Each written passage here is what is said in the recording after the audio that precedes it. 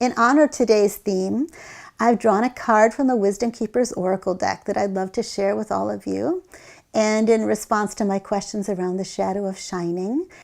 So I'd like to read this Wisdom Keeper's story and then her gift, and then offer some questions for you so that you can take it home and have your own conversations.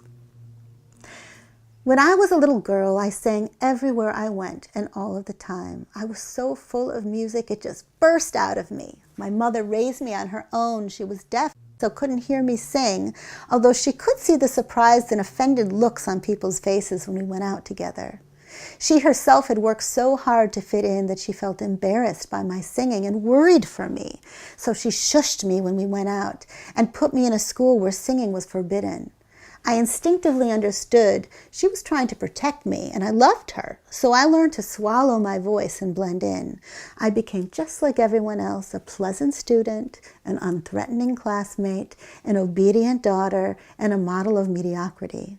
I followed all the rules. My teachers liked me, my mother was proud, and as a young woman I had everything I was taught to want: a respectable and substantial place in the world, manicured nails, the latest fashions, a respectable job, but it was all artificial.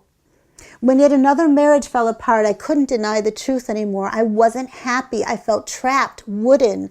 On the surface, my life seemed shiny, but it was flat. Nothing truly glowed until I found myself walking past a park filled with all kinds of people, the kind I normally avoided like the plague. They were drumming and dancing in a circle with such abandon that they didn't seem to care if anybody was watching. Someone grabbed me by the hand and I found myself leaping into the center of the circle, and the next thing I knew, my eyes closed, body swayed, and my own voice started ringing out. I felt alive again. I was too happy and terrified to hear the applause.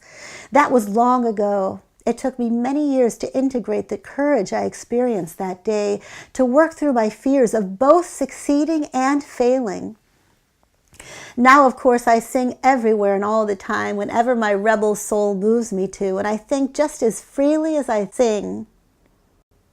My gift to you. I have a hunch there's a voice in you longing to be heard, and I'm here to encourage you to stop worrying about blending in. Dare to be an original. Don't just follow the trends. Be a rebel with a cause. Embrace your own style and let it come from deep inside. When I see you doing something that others may think is crazy or too much, I know that you are as sane could be. Maybe there are people who won't stick around. I understand how painful that can be. I promise you, though, there will be others who will be so inspired by your style that they'll catch the authenticity bug. So please get comfortable with being a fringe dweller. Trust that the world will catch up with you at its own good time. No matter what your passion is, give it some air, set it free, and expect nothing less than exquisiteness.